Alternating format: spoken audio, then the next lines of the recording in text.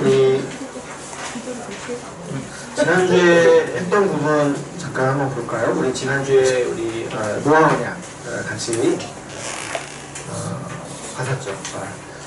이제 노아 언약 살펴보면서 이 성경에 언약이라는 단어가 처음 등장하는 곳이 이 노아 본문이라고 했어요. 그런데 하나님께서 이 세상을 심판하시고 지면의 모든 피조물들을 쓸어버리실 때 우리가 한 가지 하나님의 의도에 대해서 생각해 봐야 될 게, 그때 하나님이 이 창조를 취소하시겠는가 한번 이제 의문이 되는 거야.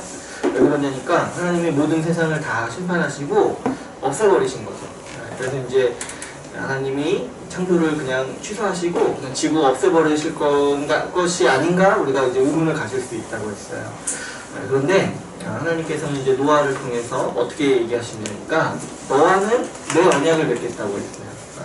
그랬을 때 우리가 이제 내 언약이라는 이 짧은 단어지만 그 단어 속에서 하나님께서 이 세상을 유지시키시고 진행해 오신 방법이 그분의 언약이라는 사실을 우리가 알 수 있다라고 우리가 같이 알았죠.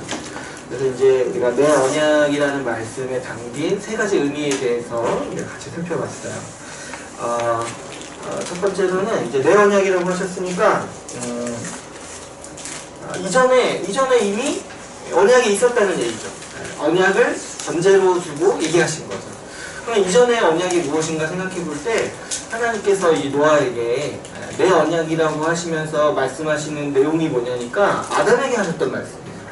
그래서 우리는 이걸 보면서 비록 창세기 1, 2, 3장에 언약이라는 말은 없어요. 그런데 이 노아에게 하신 말씀을 통해서 아담에게 주신 것도 원래 언약이었다는 사실을 우리가 이해할 수가 있는 거죠. 이해가세요? 노아에게 하신 말씀을 보면은 하나님은 아담에게 하신 것처럼 얘기하시면서 이게 내 언약이라고 얘기하세요. 뭐라고 얘기하시냐니까 생육하고 번성하라, 땅이 충만하라, 내가 다 줬다, 먹을 것을 다 줬다, 한 가지 특이하게 고기를 더 줬다. 그래서 노아가 아담보다 좀 더 행복하다는 얘기가 있어요. 어떤 분들은 이제 노아 언약을 더 좋아해요. 아담은 이제 고기는 못 먹었는데, 근데 이거는 이제 그 인간이 죄인이 되었다는 현실을 반영한 거라고 했어요. 인간의 어떤 폭력성과 이 이제 포악함을 있다는 것을 전제로 하나님이 아담 언약을 그 상황에 맞게 말씀해 주신 거라고 볼 수 있죠. 그래서 이제 이 노아에게 하신 말씀을 보면은 살인에 대한 경고도 있고, 그리고 이제 핏째 먹지 말라는 말씀도 있고, 그 상황에 맞게 주셨죠. 내 언약이라는 이 얘기를 볼 때, 말씀을 볼 때, 이 성경에 나오는 언약들이 기본적으로 하나인 걸 알 수 있어요. 그래서 이제 우리가 이제 구분하기 위해서, 이 내용들을 구분하기 위해서 창조 언약, 노아 언약, 아브라함 언약, 또 뭐 이렇게 다윗 언약 이렇게 불러요.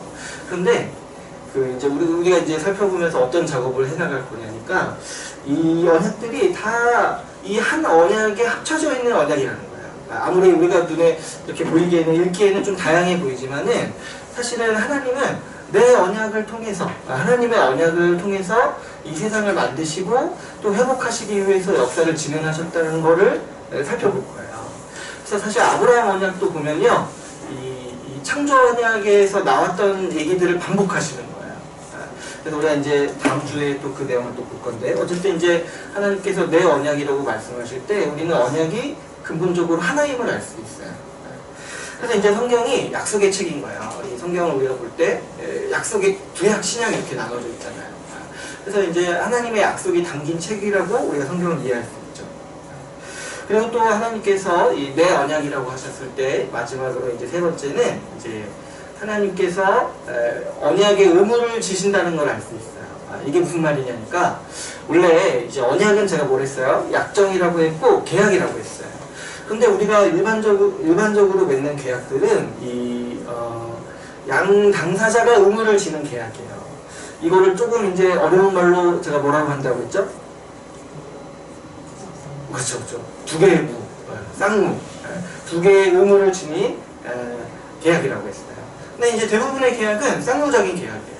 계약 당사자들끼리 의무가 있어요. 제가 이제 핸드폰 얘기했죠. 핸드폰 약정 이렇게 계약했을 때 그 이제 통신사는 나한테 통신 서비스를 제공해주고 나는 돈을 꼬박꼬박 내겠다라는 계약을 맺는 거예요. 서로의 의무가 있죠.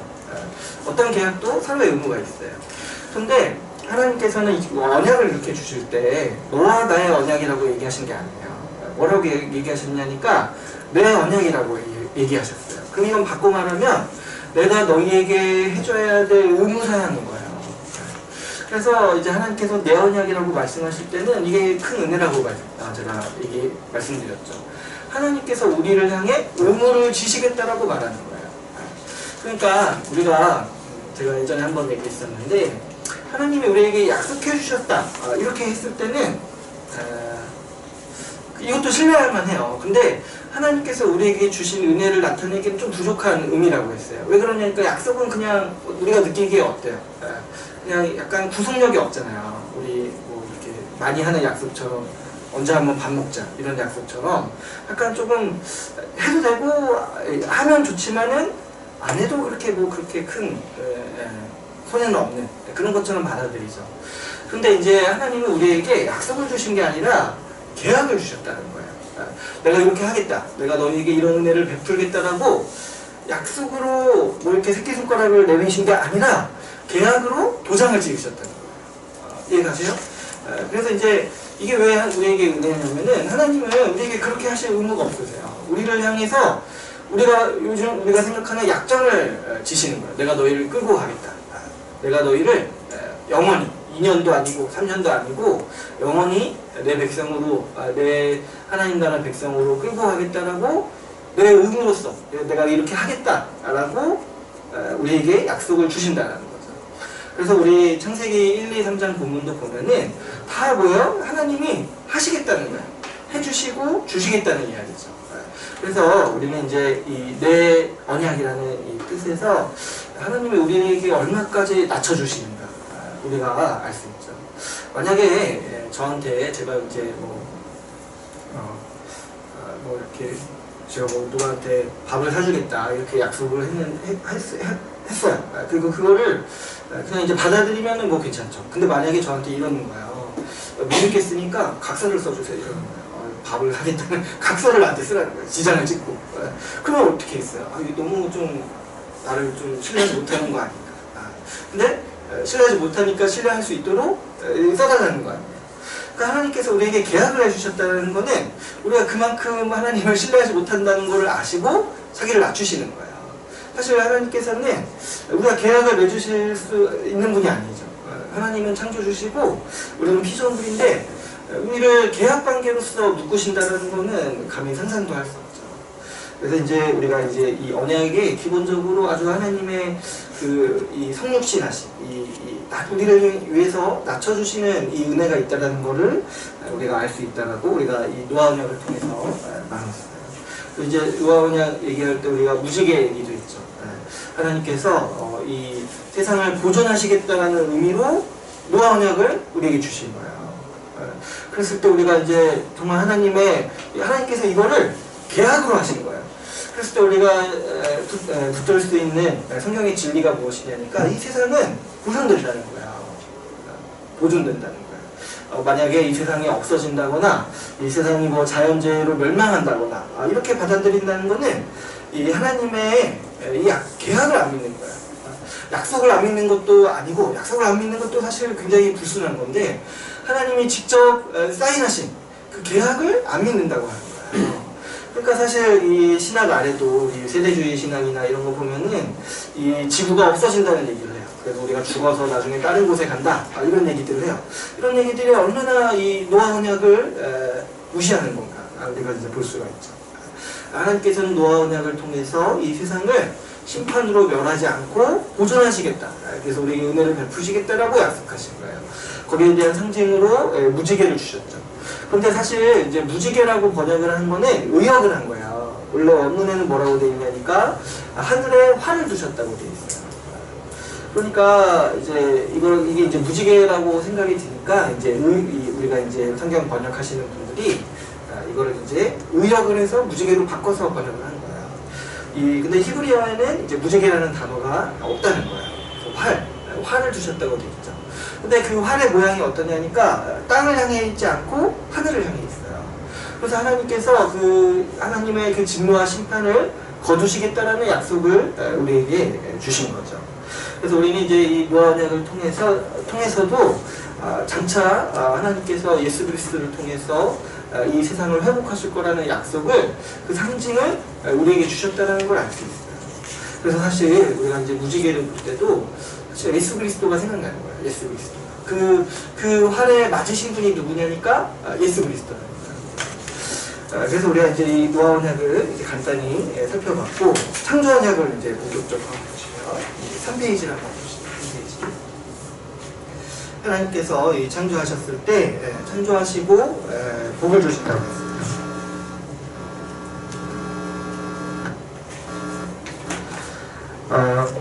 그래서 우리가 창세기 1, 2, 3장을 이제부터는 그냥 창조 이야기 이렇게도 보지만, 이제는 이게 하나의 언약이라고 이해할 수 있는 거예요. 하나님이 인류의 대표인 아담을 통해서 이 창조 세계를 주시고 이끌어 가시는 약속을 우리에게 주셨다는 거죠.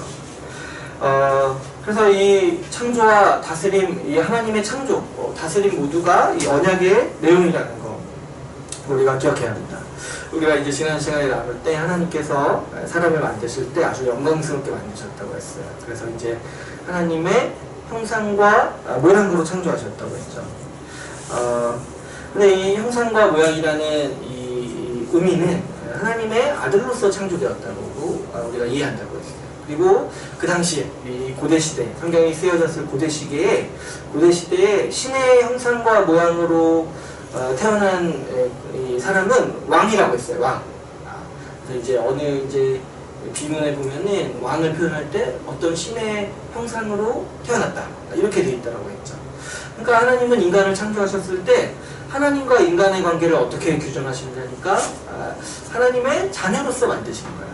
그래서 우리가 이 1, 2, 3장 본문에서 보면은 아담과 하와가 그러니까 세 번째 아들 셋을 출산했을 때, 이거 이제 제가 공부할 때 외우기가 굉장히 쉬웠어요. 셋을 출산했을 때 하나님의 아담의 형상을 따라서 출산했다고 되어 있어요. 그러니까 원래 자녀에게 쓰는 용어인 거예요, 형상이라는 단어가. 그래서 하나님께서는 우리 인간을 만드실 때 하나님의 자녀로서 만드신 거죠. 그리고 이 세상과 관련해서는 어떤 존재로 만드신 거예요? 세상의 왕적인 존재로서 사람을 만드신 거예요. 이게 이제 성경에 담겨있는 가장 이제 혁명적인 사상 가운데 하나예요. 왜 그러냐니까, 사실 요즘에도 뭐 소수자 인권 이런 문제 얘기 많이 하잖아요. 뭐 이렇게 사람의 인권이 있다. 근데 사람에게 인권이 있다라는 말을 근본적으로 할 수 있는 사상은 기독교 사상밖에 없어요. 왜 그러냐니까 사람이 본래부터 고귀하다라는 얘기를 하려면은 하나님이 창조하셨다는 얘기를 해야 돼요. 그게 아니고 그냥 진화되었는데 어떻게 고귀합니까? 진화되었다고요, 만약에. 그냥 우연히 태어난 존재라면은 뭐가 그 자체에 뭐의 영광이 있습니까? 그게 아니라 우리는 왜 인간이 고귀하다고 얘기하냐니까, 하나님께서 그분의 형상으로 세상의 왕으로 창조하셨다는 거예요. 그래서 우리가 지금 보기에 아무리 이상해 보이고 하찮아 보이는 사람이라 할지라도 하나님은 그 사람을 만드실 때 이 세상의 왕적인 존재, 세상을 다스리는 존재로서 만드셨다는 거죠. 그런데 성경은 이 얘기를 이 고대사회, 이 왕도 있고 신분도 있고 노예도 있고 정말 인권이 땅에 떨어질 때부터 이 얘기를 하고 있다는 거예요. 모든 사람이 하나님의 형상으로 창조되었다. 게다가 이제 이 이스라엘이 원래 이집트의 노예였잖아요. 근데 그 시대에 보면은 맨날 파라오가 신의 아들이다 이렇게 맨날 이제 예배하던 사회였어요. 근데 이제 딱 성경을 주면서 하나님은 우리 모두를 하나님의 형상으로 만드셨다라고 선언하고 있는 거예요, 성경. 그러니까 이 말씀은 진짜 사람의 생각으로는 도저히 만들 수 없는, 생각할 수 없는 이 하나님의 계신 거죠. 이 하나님의 말씀이 아니고서는 우리는 어떻게 인간이 고귀한가, 인간이 어떻게 영광이 있는가, 인간이 왜 귀한가, 여기에 답할 수가 없는 거죠. 그래서 우리는 기본적으로 하나님과 관계에서는 하나님의 자녀로 태어나고 세상과 관련해서는 세상의 왕으로 태어난다고 했어요. 그래서 하나님께서는 인간에게 사명을 주시죠. 어떤 사명을 주세요? 왕으로 만드셨으니까 세상을 다스리고 경작하라는 사명을 주셨어요. 그래서 이제 이 사람에게 세상을 두고 가보도록 하셨죠. 근데 또 한 가지 우리가 봐야 될 게 에덴 동산에 두어서 이 경작하고 지키게 하셨고 또 이제 이 다스리는 권세를 주셨는데, 근데 이 에덴 동산에 이제 우리가 성경에서 아주 이제 큰 상징이 있어요. 하나님이 피조세계 전체를 주셨는데, 그렇죠? 땅의 모든 생물을 다 다스리라고 하셨어요. 근데 굳이 에덴 동산에 두시죠. 왜 그럴까요? 에덴 동산이 어떤 곳이기에 그럴까요? 에덴 동산은 우리가 이 창세기에 보면은 하나님이 거니시는 동산으로 나와요. 그러니까 하나님이 거하시는 곳인 거예요. 그래서 이 에덴 동산이 이 구약 성경에서는 계속해서 우리 이 이스라엘 역사 속에 등장합니다. 그래서 에덴 동산이 이 아담과 하와가 에덴 동산에서 쫓겨나죠. 그 쫓겨난다는 게 뭐냐니까 하나님과 함께하는 인생에서 쫓겨나는 거예요. 그런데 이제 하나님께서는 이 회복하실 때, 다시 이 언약을 통해서 회복하실 때 이스라엘 백성에게 무엇을 주냐니까 성막을 주세요. 성막을 주시고 성전을 주세요. 근데 그 성막과 성전에 들어가는 이 기구들과 이 배치를 보면은 다 에덴 동산을 상징하고 있어요. 여러분 이렇게 뭐 영화 같은 데 보시면은 유대인들이 쓰는 촛대 이런 거 있잖아요. 그거 뭐처럼 생겼어요? 네, 나무처럼 생겼죠. 그 원래 그 촛대가 그 이제 성전에 주는 촛대 모양을 그냥 이렇게 따오는 거예요. 성전에 이렇게 촛대를 뒀는데 나무 모양으로 둔 거예요. 그 왜 그럴까요? 이 에덴 동산에 있는 생명나무를 상징하는 거예요. 그래서 이제 이 성막이 그리고 성전이 나중에 이 성막과 성전이 이 에덴 동산에 있는 것과 마찬가지다라는 하나님께서 이 이제 말씀을 계속해서 주시는 거죠. 그래서 하나님께서 에덴 동산에 두시고 에덴 동산을 경작하고 다스리라고 하셨을 때는 첫 번째로는 세상을 다스린다는 의미가 있어요. 근데 두 번째로는 뭐가 있냐니까 하나님이 거하시는 곳에 그곳을 경작하고 다스린다는 거는 이거는 바꿔 말하면 하나님을 예배하는 것과 관련이 있어요. 그래서 이 경작하고 다스린다라는 단어가 이 구약에서 보면은 제사장이 하는 일을 얘기할 때 주로 많이 나와요. 제사장이 하는 일. 그래서 이제 인간의 사명 중에 하나가 또 뭐냐니까 하나님을 예배하는 거예요. 하나님을 예배하는 거예요. 그래서 우리가 하나님을 예배하지 않으면은 사실 사람이 행복할 수가 없는 거예요. 우리는 반드시 모든 사람은 무언가를 예배하게 되어 있어요. 무언가를. 그런데 하나님은 원래 하나님의 자리에 사람들이 자꾸 우상을 채워놓는 거죠. 그럴 때 이제 인생이 허무하고 이제 괴로울 수밖에 없는 거예요. 왜 그러냐니까 원래 창조될 때부터 인간은 하나님을 예배하면서 행복을 누리도록 창조되었던 거예요. 그게 이제 인간의 사명이었던 거죠. 그런데 우리가 이제 자꾸 예배를 뭐 이렇게 뭔가 내가 해야 되는 어떤 의무, 뭔가 이제 그냥 이렇게 안 하면 좀 찝찝한 거 이런 걸로 자꾸 생각을 하니까 자꾸 이제 예배에 대한 중요성이 많이 없어지죠. 그래서 나중에 이제 좀 이렇게 바빠지면 좀 잘 안 나오고 또 이제 좀 힘든 일 있으면 안 나오고 이렇게 살아가는데 사실은 우리가 왜 힘드냐니까 하나님을 향한 예배가 없으니까 힘든 거예요. 그 마음의 중심에 하나님이 있어야 하는 자리에 딴 게 막 들어오니까 뭐 일이 들어오거나 세상에 걱정이 들어오거나 내 욕망이 들어오거나 아니면 그냥 진짜 사소하게 좀 쉬고 싶다는 마음이 들어오거나 이런 건 진짜는 진짜 이제 어떻게 보면은 너무 이제 우리가 이 인생을 굉장히 약간 너무 비루하게 사는 거예요. 이렇게 사는 거예요. 그래서 우리가 원래 창조된 이 목적이 세상을 다스리고 정말 세상을 이롭게 하고 그리고 하나님을 예배하기 위해 창조되었다는 것을 이 언약을 통해서 반드시 기억해야 돼요. 그리고 우리가 이 하나님께서 남자와 여자를 창조하셨다고 우리 같이 나눴죠. 이 본문은 많은 분들이 자꾸 이걸 뭐 결혼이라고 이렇게 많이 얘기하시는데 이거는 결혼에 대한 말씀입니다. 우리 분명히 에베소서 말씀에서 이거에 대해서 얘기할 때 뭐라고 얘기하냐니까 남자와 여자에 대해서 말하는 게 아니라 그리스도와 교회에 대해서 얘기하는 거라고 했어요. 사도 바울은. 이거는 지금 뭐 남자는 여자를 만나서 결혼해야 합니다. 안 그러면 불행합니다. 이런 얘기를 하는 게 아니라는 거예요. 그래서 제가 말씀드렸죠. 왜 모든 피조물 중에 여자만 특이하게 원래 있던 거에서 이렇게 좀 뭔가 창조되었을까요? 다른 모든 피조물은 없던 무에서 창조가 되었어요. 없던 상태에서 창조가 되었어요. 근데 여자는 어때요? 남자의 몸의 일부분을 취해서 창조되었어요. 그랬을 때 뭐 갈비뼈 이거 있잖아요. 갈비뼈. 그래서 뭐 옛날에는 그 뭐 남자의 갈비뼈가 뭐 하나 부족하다 뭐 이런 얘기가 있다는데 뭐 근데 이거는 진짜 갈비뼈를 뺐다는 게 아니라 하나님께서 아담의 일부를 취하셨다는 말이에요. 근데 하나님은 왜 여자만을 꼭 이렇게 창조하셨을까 했을 때 그거는 뭐 여자가 남자보다 열등하다거나 뭐 남자를 돕기 위해 창조되어서 그렇게 했다는 게 아니라는 거예요. 지금 하나님께서 여자를 창조하신 왜 여자를 남자의 몸에서 취하셨냐면 모든 사람이 원래는 어떠한 존재라는 걸 알려주고 싶었던 거예요. 한 몸이었던 걸 알려주고 싶었다는 거예요. 한 몸이라는 거. 원래 한 몸이었는데 둘이 살아가는 거예요. 둘이. 근데 그러면 둘이 살아가는 목적이 뭐냐니까 원래 한 몸이었던 것처럼 서로를 사랑하고 도우면서 살아가라고 그렇게 만드셨다는 거예요. 그래서 이제 뭐 이렇게 돕는 배필이라고 이렇게 주셨다고 했잖아요. 거기서 돕는 배필이 사실 신부를 얘기하는 게 아니에요. 이게 배우자를 얘기하는 게 아니라 이 같이 살아가는 사람들을 얘기하는 거예요. 같이 살아가는 사람들. 원래 같이 우리가 살아가고 있는 우리가 이제 둘인데 한 몸으로 살아가는 방식이 뭐예요? 서로를 도우면서 돕는 배필로서 살아갈 때 한 몸으로서 살아가는 거죠. 그래서 우리에게 이런 이 복을 주셨다는 거예요. 서로를 돕는 배필로서 살아갈 수 있는 복을 주셨다라고 나눴어요. 마지막으로 또 창조에 대해서 얘기할 때 하나님이 이제 7일째 창조를 완성하셨다고 했습니다. 그리고 쉬셨다고 했죠. 안식하셨다고 했죠.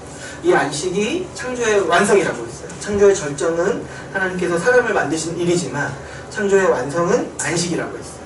그래서 하나님께서 우리에게 주시고자 하는 복락이 결국 뭐냐니까 일곱째 날에 이 안식하시면서 이 세상의 좋은 소산물들을 누리고 또 그것들을 향유하는 거.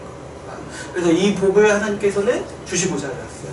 그래서 왜 마지막 날 안식하셨냐니까 하나님이 이 인간의 역사, 지구의 역사를 진행하시면서 우리에게 궁극적으로 주고자 하시는 복이 바로 이 안식이기 때문에 우리에게 7일째 안식하셨다. 그래서 이제 이거 십계명에도 하나님께서 이렇게 못 박아놓으셨죠.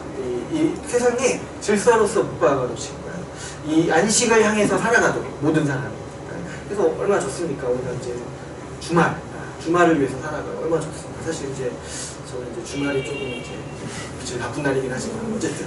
근데 이제 우리 개신교는 이제 좀 다르다고 했어요. 개신교가 아니죠. 우리 기독교 다르다고 했어요. 우리는 원래 그래서 예배를 유대인들이나 예배를 안식일에 드렸던 거예요. 안식일에. 하나님의 창조가 완성되었다는 거를 이 안식일을 통해서 기념하고 또 앞으로 완성될 거를 소망하는 거예요. 근데 우리는 안식일에 예배를 안 드린다고 했어요. 안식일에 예배를 안 드리고 주일에 드린다고 했죠. 왜 그러냐니까 주님이 부활하신 날에 드립니다. 우리는. 근데 왜 그런다고 했어요? 우리는 신약의 백성들은 하나님께서 이 완성하시려는 안식이 언제 완성되었다고 본다고 했어요. 예수 그리스도께서 부활하셨을 때 하나님이 우리에게 주시려는 모든 안식이 완성되었다고 본다고 했어요. 그래서 일주일의 시작인 주일에, 일요일에 예배를 드린다는 거예요. 왜 그러냐?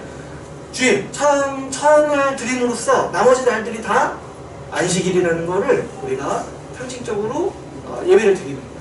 그래서 주일에 예배 드리는 게 사실 굉장히 중요합니다.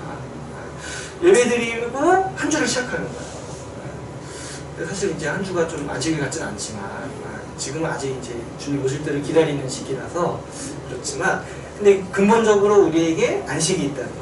예수 그리스도의 십자가 복음으로 말미암아서 우리에게 안식이 있다는 것을 우리가 알기 때문에 우리는 매일이 안식일이고 특별히 이 안식을 시작하신 그 부활의 날에 우리가 예배를 드리는 거예요. 그래서 옛날에 어디였죠? 어디 이단에서 옛날에 집에 제가 이분들 찾아와가지고 안식일을 지키라고 했는데 왜 기독교는 주일에 예배 드리냐는 거예요. 잘 몰랐어요. 뭐 어떻게 하라는 거냐. 뭐 어떻게 합니까? 교육을 그때 하는데. 아, 그래가지고 피곤했어요, 그때. 네, 대학교 때. 이런 거 좀 미리 알려줬으면 멋있게 얘기했을 텐데. 아이고, 아직도 세원역을 모르시는군요. 아, 좀 잘 얘기했을 텐데. 아이고. 아무튼, 우리는, 그래서 제가 그때 한때 심각하게 고민했어요. 아, 이거 그러면 주님이 이거 싫어하시는 거 아니야? 그게 아니라, 우리는 정말 신학적으로 정말 탄탄한 예배를 드리는 거예요. 주일에 예배 드린다. 안식교 있죠, 안식교. 제칠 안식교. 아무튼 그래서 우리 창조의 완성까지 우리가 지난 시간에 같이 나눴습니다. 오늘은 우리가 이 창조 언약 안에 있는 의무사 하나가 있어요. 그거를 살펴보려고요. 그래서 왜 창조 언약이라고 볼 수밖에 없냐면 모든 언약은 양 쌍방간의 의무가 있는 거야. 그랬을 때 창조 이야기도 언약이라는 말을 사용하고 있지는 않지만 잘 보면은 인간의 의무도 들어가 있는 거야. 그게 뭐예요? 생명나무가 있고 선악을 알게 하는 나무가 있는데 선악을 알게 하는 나무의 열매를 먹지 않는 것이 하나님께서 우리에게 어떤 이 의무사항으로 우리에게 주신 거죠. 이 계약에 너희가 해야 될 일이 있다. 내가 다 주지만 너희가 해야 될 일이 있다고 우리에게 주시는 거예요. 근데 이 생명나무가 있고 선악을 알게 하는 나무가 있어요. 하나님께서 특별히 얘기하시는 나무를 보면은. 근데 이제 어떤 분들은 이제 이렇게 얘기를 해요. 이 선악을 알게 하는 나무를 두시는 건 하나의 시험이죠. 하나님의 말씀을 순종하는가, 순종하지 않는가를 보는 이제 시험이죠. 그래서 이제 아담이 만약에 일정 기간 동안 이 선악과를 안 먹었으면, 그러면은 이제 하나님께서는 시험을 통과한 걸로 보시고 더 큰 복을 약속해 주셨어요. 더 이 완전한 복을 주셨을 거예요. 우리 여기까지 생각해 볼 수 있는데, 그때 이제 어떤 얘기를 하냐니까 이런 얘기를 하는 거예요. 생명나무를 상급으로 주셨을 거라는 거예요. 이 선악과를 안 먹으면. 그런데 이제 그렇게 생각할 수도 있지만 저도 그렇고 이제 많은 분들이 사실 그렇게 생각하지 않아요. 왜 그러냐니까 하나님은 모든 나무의 열매를 다 먹으라고 하셨어요. 그렇죠? 그러니까 사실 생명나무도 거기에 포함되어 있는 거예요. 그래서 사람은 이 선악과만 먹지 못하고 날마다 어떤 존재였던 거예요? 생명나무의 열매도 따 먹을 수 있는 존재였던 거죠. 그래서 이제 우리는 이 생명나무의 열매를 주시는 하나님의 은혜도 알 수가 있어요. 우리에게 날마다 생명을 주신 거예요. 그런데 이제 한 가지를 금하셨어요. 그래서 이제 우리 이 선악을 알게 하는 나무, 우리가 이제 선악과라고 부르죠. 선악과의 이 나무 열매를 먹지 말라고 하신 이 명령을 좀 우리가 이해해야 합니다. 그래서 이제 우리가 이제 복음의 기초에서도 많이 얘기하지만 하나님께서 선악과를 주신 이유는 이 명령을 통해서 하나님과 인간의 사이가 피조물과 창조주의 사이, 그리고 하나님과 백성의 관계임을 알도록 하셨다고 했어요. 만약에 이 선악과가 없었더라면 사람은 자기 스스로 왕인 것처럼 생각할 수 있는 존재였어요. 왜 그러냐니까 하나님이 왕으로 지으신 거야. 왕으로 지으시고 이 피조물도 인간을 왕으로 생각하는 상태였던 거죠. 보시면 이 앞에서도 보시면 아시겠지만 모든 피조물들이 인간 앞에 복종했어요. 뭘 보면 알 수 있어요? 인간에게 이름을 받기 위해서, 아담에게 이름을 받기 위해서 다 나와서 줄 서서 나와가지고 이름을 받아요. 이 사람에게서 이름을 받는다는 거죠. 이게 사람을 왕으로 인정하고 왕에게 순종하는 이 모습인 거죠. 그래서 이제 아담은 이제 이런 생각을 할 수 있는 거죠. 충분히. 내가 왕이고 내가 스스로 이 세상의 신이다 생각할 수 있는 거죠. 근데 뭘 보면은 그런 생각을 적게 되는 거예요.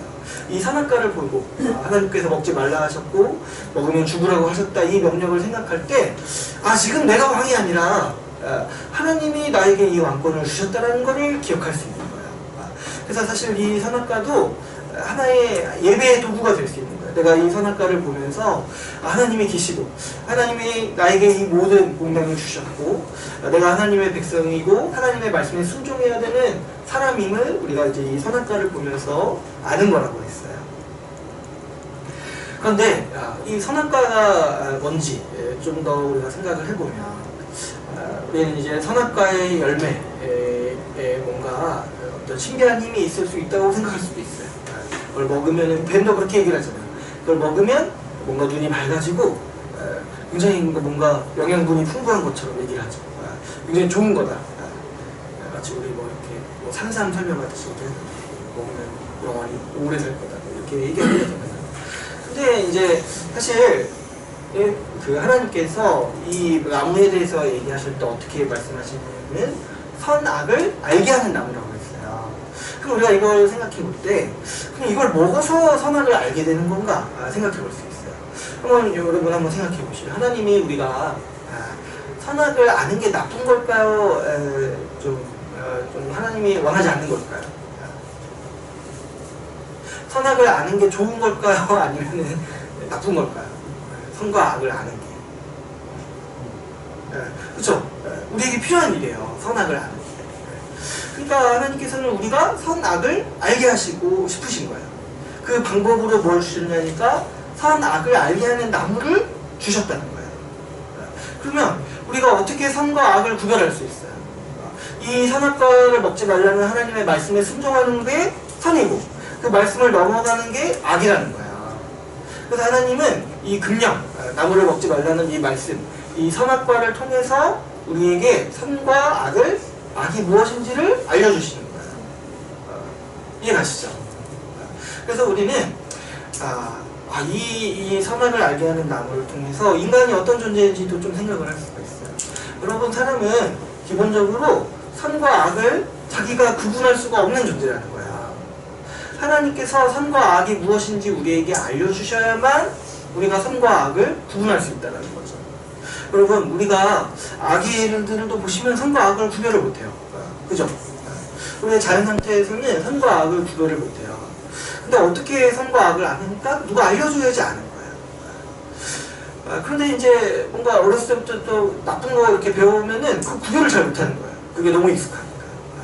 근데 하나님께서는 우리에게 이 선을 알려주시는 거예요. 무엇이 선이고 무엇이 아닌지. 그래서 우리는 이 선악과를 통해서 하나님이 우리에게 선과 악을 알려주시기 원한다는 것을 알 수가 있어요. 우리 마가복음 10장 18절 말씀 있죠. 이거 같이 한번 읽어볼까요? 우리 설교 때 한번 같이 나눴던 말씀인데 같이 한번 읽어볼게요. 시작. 예수께서 이르시되 내가 어찌하여 나를 선하다 일컫느냐 하나님 한 분 외에는 선한 이가 없느니라. 네, 이거 이제 우리 지난주였나요? 지난주 본문이었죠. 근데 이제 제가 설교 길어질까봐 이 말씀을 설명을 안 했어요. 잘했죠. 여기 말씀 보면은 예수님이 약간 뭐라 그러지 딴지를 걸잖아요.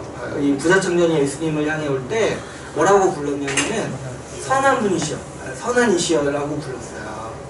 그랬더니 예수님이 그 부자 청년에게 책망하시는 거예요. 왜 나보고 선하다고 하냐는 거야. 하나님 한 분 외에는 선한 분이 없다 얘기를 하시죠. 근데 얼핏 보면 이거 약간 예수님이 약간 이상한 말씀하신 거고, 예수님 욕하는 것도 아니고 예수님이 선하다고 하는 거잖아요. 근데 예수님이 지금 말씀하시는 거는 뭐냐니까 네가 선과 악을 구별할 줄 아냐는 거야. 그러니까 지금 이 사람이 자의적으로 그 판단하는 그 모습을 예수님은 책망하시는 거예요. 하나님 한 분만이 선이시고 그분을 넘어가는 게 악이고 인간은 선악을 스스로 판단할 수가 없는 존재라는 거예요.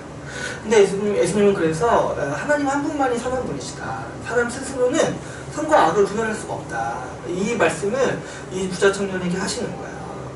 그래서 이 부자 청년의 행동을 보시면은 사실 우리가 이제 뒤에 나오는 행동들을 보시면은 어떤 사람인 걸 알 수 있어요. 자기의 의가 굉장히 높은 사람인 걸 알 수 있어요. 자기가 율법을 다 지켰다고 말하면서도 사실 그 율법의 정신을 지키라고 얘기하니까 자기 못한다고 하고 떠나갔던 사람이에요. 그러니까 이 사람이 기본적으로 자기 스스로 판단하고 어떤 이런 것들을 이제 굉장히 이런 의식이 있었던 거죠. 그래서 예수님은 거기에 대해서 지적하신 거예요. 네가 나를 선하다고 판단할 수 있는 능력이 있냐? 그래서 인간은 원래 어떤 존재냐니까 선과 악을 알 수가 없는 존재라는 거예요. 그러므로 하나님께서는 이 나무를 먹지 말라는 금령을 통해서 선과 악을 알려주시는 거죠. 여러분, 우리가 그래서 선악과를 먹었다라는 것은 무슨 의미예요? 자기 스스로 판단하려는 존재가 되었다는 거예요. 자기 스스로 자의적인 기준으로. 그래서 제가 이거 쉽게 얘기할 때는 죄가 무엇인가 쉽게 얘기할 때는 자기 마음대로 사는 거라고 했어요. 자기 마음대로. 자기 스스로가 자기의 주인이 되어서 사는 거예요. 근데 이거 바꿔서 말하면 뭐냐니까 자기가 스스로 선과 악을 분별하는 존재라고 생각하면서 사는 거예요. 그러면서 자기 기준인 거야. 자기 기준대로 선과 악을 자기가 규정하는 거야. 그러니까 하나님처럼 된다는 거는 굉장히 심오한 의미가 있죠. 자기 스스로 선과 악을 규정하는 사람이 되겠다는 거야. 그래서 자기의 눈에 좋을 대로 살아가고 자기 마음대로 살아간다는 게 그런 거죠. 그래서 이제 선악과를 먹었다는 거, 이 하나님처럼 되고 싶었다는 거는 자기 이 자율적인 존재, 내 스스로의 존재가 되었다는 거죠. 그래서 이제 우리는 이게 이제 기독교 세계관이 아니라는 걸 좀 분별할 수 있어요. 하나님께서 이 모세에게 나타나셔서 말씀하셨을 때 자기에 대해서 뭐라고 하나님께서 자신에 대해서 뭐라고 얘기하셨냐면은 나 스스로 있는다라고 했어요. 그러니까 이 말, 나는 나다, 이 말을 원래 신밖에 할 수 없는 거야. 근데 요즘은 어떤 시대냐니까 모든 사람이 나는 나다라고 말하는 시대예요. 나는 내 스스로 존재하는 자다라고 말하는 시대예요. 그러니까 요즘 우리가 굉장히 사실 힘든 시대인 거예요. 사실 이 교회로서 우리가 기독교 신앙을 전파하기 위해서는 이 얘기를 해야 돼요. 너는 신이 아니다. 너는 네 스스로 그거를 판단할 수 있는 존재가 아니라는 얘기를 해야 되는데 이거를 받아들이기 굉장히 힘든 시대인 거예요. 오늘날 뭐 사람들이 이렇게 개성을 존중하고 나 스스로를 사랑해야 된다라고 얘기하는 거 있잖아요. 이런 게 다 우선숭배라는 거를 우리가 좀 간파할 수 있어요. 옛날에는 이제 노골적으로 돈을 섬기고 명예를 섬겼지만 요즘에는 이제 다시 또 노골적으로 자기를 섬기는 거예요. 그래서 이제 내가 선택하는 게 나다.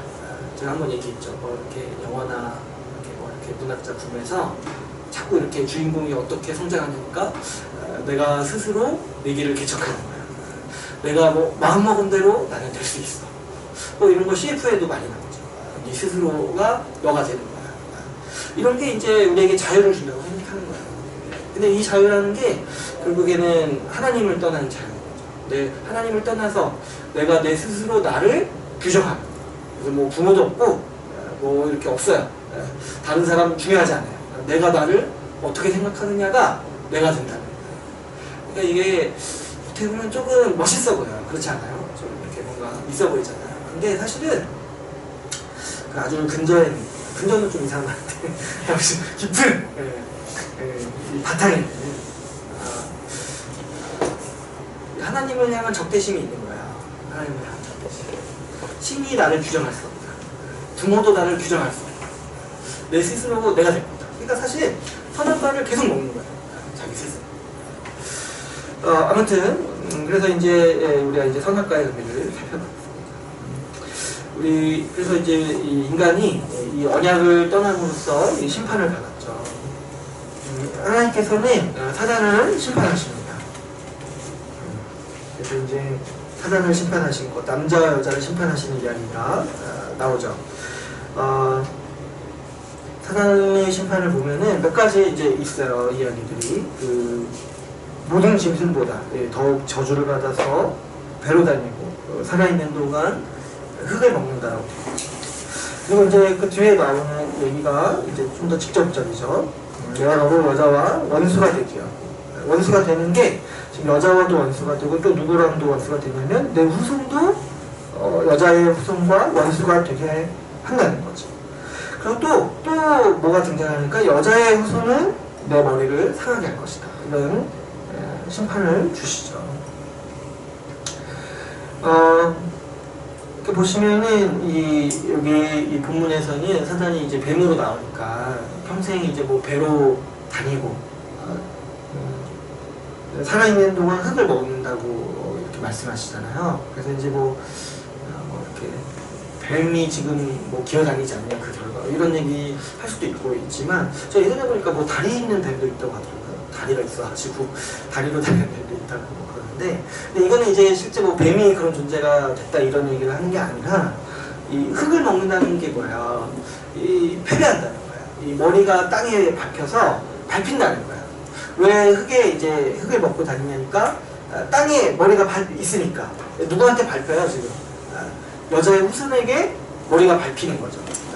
그래서 이제 패배하게 될 거라는, 결국에는 네가 네 혀로 이 세상을 무너뜨리려 했지만, 인간을 무너뜨리려 했지만 결국에 너가 패배할 거다라는 하나님께서 약속을 주신 거죠.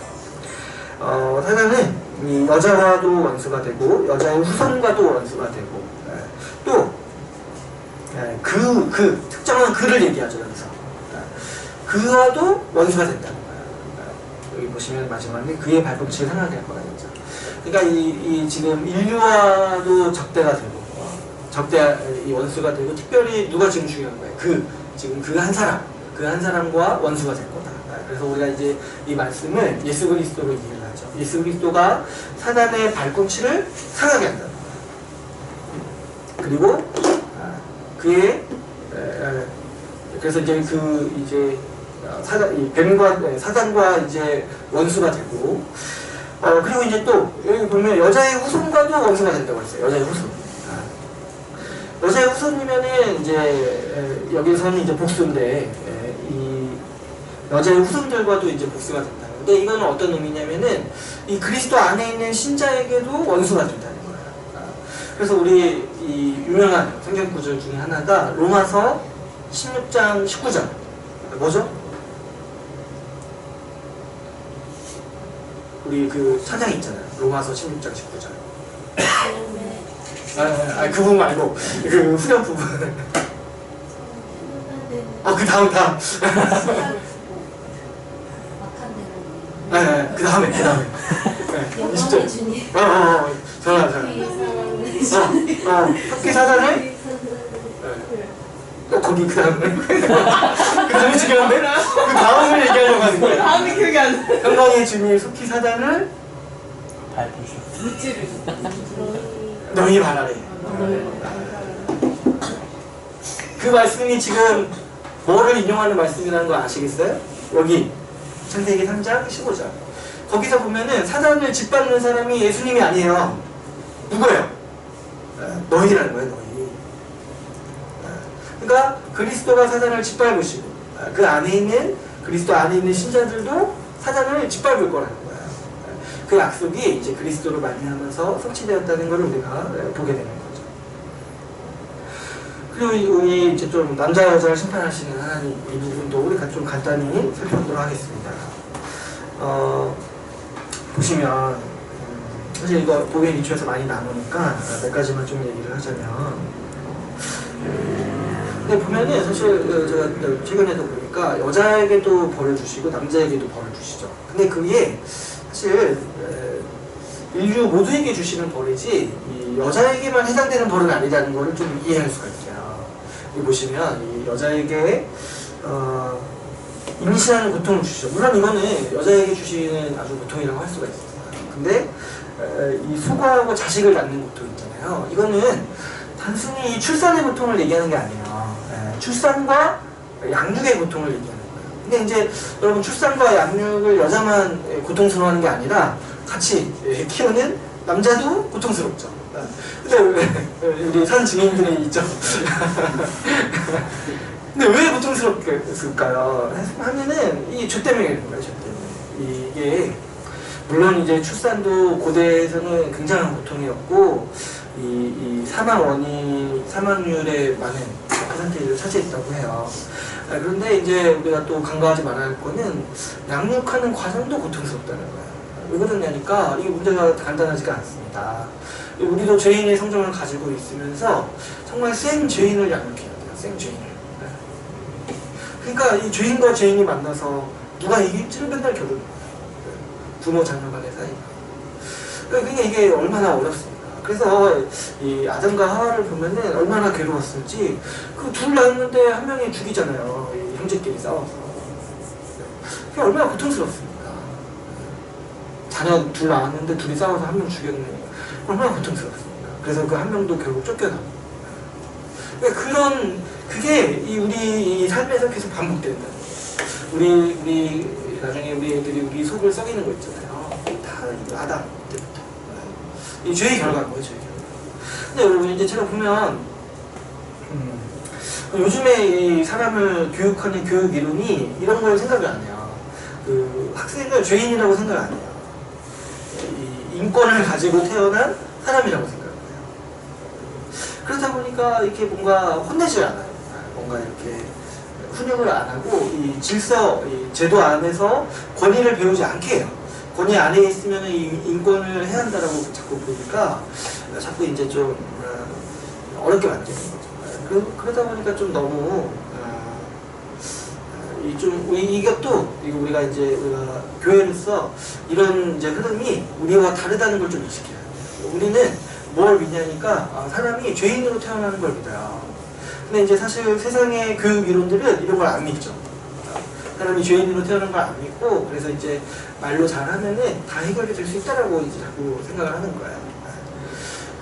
그러나 우리는 그걸 믿지 않고 우리가 이게 짊어져야 할 고통이라는 거를 생각해야 돼요. 물론 이제 교회는 좀 다른 차원이 있습니다. 뒤에 가서 더 얘기하고. 근데 이제 기본적으로 자녀 문제는 정말 고통스러운 거죠. 고통스러운 얘기고 우리가 많이 이제 수고해야 되는 일인 거죠. 그래서 이거를 자꾸 여자의 고통이라고 이해하면 좀 너무 이상해요. 그건 아니죠. 부부가 함께 고통스러운 거예요. 그렇죠? 그 다음에 한번 보면은 너는 남편을 원하고 남편은 너를 다스릴 거라고 되어 있어요. 이것도 이제 여자를 심판하실 때 하신 말씀인데 이것도 사실 여자에게 주시는 뭐 이렇게 고통의 내용이 아닌 거예요. 여기 보면은 뭐 어떤 분은 그냥 그 글자 그대로만 봐가지고 뭐 여자는 뭐 남편을 자꾸 사랑을 원하는데 남편은 뭐 여자를 막 지배하려고 한다. 그래서 이제 여자가 이제 뭐 심판을 받은 건데 뭐 이런 얘기를 하는 건데 말도 안 돼요. 저 보면은 여자한테 지배당하는 남자도 많아요. 그러니까 말이 안 되고 이거는 어떤 얘기를 하냐는 거니까 서로 싸운다는 얘기인 거예요. 서로 싸운다는 얘기. 너도 남편을 지배하려고 할 건데 남편도 너를 지배하려 합니다. 이게 지금 뭐가 바뀐 거야? 원래는 서로 돕는 존재로서 창조되었어요. 돕는 별표로서 창조되었어요. 그런데 자꾸 서로 지배하려 한다는 거예요. 그래서 서로 싸우게 되는 거예요. 여러분 우리가 이제 뭐 부부 싸움이나 이런 이제 뭐 어떤 관계에서 싸움도 마찬가지죠. 서로를 지배하려고 하니까 싸우는 거야. 서로 내 말 듣게 하려고 싸우는 거예요. 그러니까 이제 이게 사실 부부관계를 얘기하는 게 아니라 인간관계를 얘기하는 거예요. 모든 인간관계가 서로 지배하려고 하기 때문에 서로를 이용해놓고 서로를 내 밑으로 두려고 하기 때문에 고통스럽다는 거죠. 이것도 사실 이제 죄 때문에 죄 때문에. 이거는 이제 필연적으로 이 선악과를 먹은 사람의 어떤 필연적인 결과라고 할 수 있어요. 자기 스스로 자기 개인이 선과 악을 판단하는 존재가 되었는데 어떻게 다른 사람과 같이 살아갈 수가 있습니까? 선과 악의 기준이 개인마다 다 달라요. 그래서 이제 우리 주로 싸우는 게 너는 내 취향을 건드렸다는 거예요. 그래서 모르는데 너의 뭔가를 건드렸다는 거예요. 모르잖아요. 서로 자기만의 기준을 가지고 들이밀고 싸우는 거예요. 이게 이제 현대사회에 와서는 이 윤리도 뭐 무너지고 도덕도 무너지니까 이게 더 심해지는 거예요. 그래서 어디로 가요 주로? 어디로? 법정에 가는 거예요. 맨날. 너와 나의 싸움으로 안 되니까. 그래서 우리 저기거든요. 미국이 그 변호사의 나라라고 하잖아요. 미국은 이제 뭐만 있으면 자꾸 이렇게 법정 가는 거예요. 개인과 개인의 중재할 수 있는 어떤 이제 윤리의식이 같이 있지가 않은 거예요. 아무튼 그 다음에 마지막으로 이제 남자에게 심판하실 때 마지막이 아니죠. 남자에게 심판하실 때 내 평생 수고하여 그 소산을 먹으리라고 말씀하셨습니다. 무슨 말이냐니까 먹고 살기 위해 수고해야 된다는 거예요. 우리는 이제 원래는 그런 존재가 아니었어요. 먹고 살기 위해 일할 필요가 없었어요. 왜냐면 밖에 나가면은 모든 나무 열매를 다 먹을 수 있으니까. 그런데 이제 우리가 이제 이 사명에서 타락한 거죠. 원래는 세상을 다스리는 존재가 되었고 창조되었는데 죄로 말미암아서 그냥 이 세상이 너무 어렵게 다가오는 거예요. 이 세상을 살아가기 위해서 수고를 다 해야 돼요. 정말 이제 뼈 빠지게 일해야지 겨우 먹고 살 수 있는 구조가 되는 거죠. 그래서 우리 노동의 의미가 타락한 거예요. 우리 노동의 의미. 여러분 오늘날 우리가 일하면서 이거 진짜 더럽다. 이거 진짜 힘들다. 근데 어쩔 수 없이 하는 그런 거 있잖아요. 그래도 어쩔 수 없이 하는 이거. 이게 다 이제 죄의 결과인 거죠. 죄의 결과. 우리가 일할 때 있잖아요. 노동에서 의미를 발견하지 못하는 게 우리 인간의 삶에서 굉장한 고통입니다. 사실 우리가 사실 제일 많은 시간을 쓰는 데가 일이잖아요. 근데 내가 일할 때마다 아 이거 밥 먹고 살기 위해 하는 일이지 이런 생각할 때마다 사람 마음이 썩어가는 거예요. 마음이 썩어가는 거예요.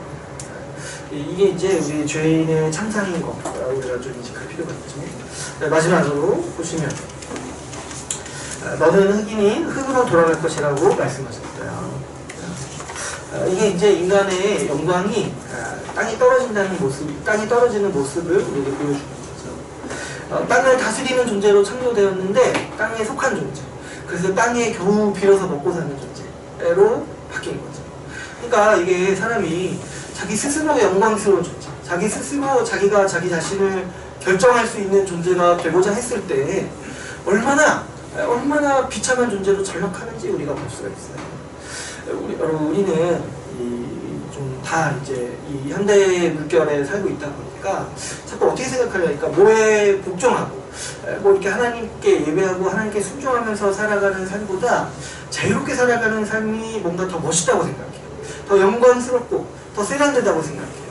그러나 그게 이제 이 사단이 우리에게 심어주는 하나의 이미지인 거예요. 인간이 자기 스스로 영광스러운 존재가 되고자 했을 때 뭐가 되냐니까 흙을 먹는 존재, 흙으로 돌아가는 존재, 흙에 빌어먹고 사는 존재가 된다는 거예요. 오히려 하나님께 속해 있을 때 하나님의 말씀에 순종하는 상태가 가장 영광스러운 상태라는 거죠. 가장 영광스럽게 세상을 다스리고 경작하고 하나님을 예배하고 하나님의 영광과 함께 거하는 존재가 된다는 거죠. 그래서 여러분 우리는 이런 이제 이미지를 바꿔야 돼요. 우리가 하나님을 예배하고 하나님을 순종하는 하나님 말씀에 순종하는 것만큼 인간의 영광이 없는 거예요. 인간이 가장 영광스럽고 존귀하게 여겨지는 상태가 바로 하나님께 속해 있을 때라는 거죠. 마지막으로 하나님께서는 이 구속의 약속을 주시죠. 이 사단을 이렇게 말씀하실 때도 여자의 후손을 통해서 사단을 심판하시겠다라고 말씀하셨어요. 그리고 이 가죽옷을 통해서 이 사람의 수치를 덮어주셨습니다. 인간이 스스로 자기 스스로 영광스러운 존재가 되고자 했을 때 딱 직면한 사실이 뭐냐니까 내가 수치스러운 존재구나. 하나님을 떠난 내가 수치스럽구나를 깨닫는 거야. 그래서 이제 자신을 가리죠. 그랬을 때 하나님께서는 그 수치를 가죽옷, 이 짐승의 희생으로 통해서 이 가죽옷으로 인간의 수치를 덮어주십니다. 이를 통해서 하나님께서는 이 예수 그리스도를 우리에게 구속의 약속으로 주시겠다는 약속, 여자의 후손을 약속하시고 가죽옷을 보여주심으로써 예수 그리스도의 죽으심으로 우리를 구원하시겠다는 약속을 우리에게 주시는 거죠. 그러니까 여러분 이게 창세기 1, 2, 3장 안에 있는 이야기들이에요. 그렇다면 예수 그리스도가 오셔서 우리를 구원하시는 이 하나님의 역사도 왜 일어나는 일이냐니까 하나님께서 창조 언약으로 약속하신 바이기 때문에 일어나는 거예요. 그래서 모든 언약이 다 하나인 거야. 이 창조 언약 안에 창조의 약속도 있고 구속의 약속도 있는 거야. 그래서 우리가 이 창조 언약을 이렇게 이해할 수가 있습니다. 우리 한 7분 쉬고 다시 하도록 하겠습니다.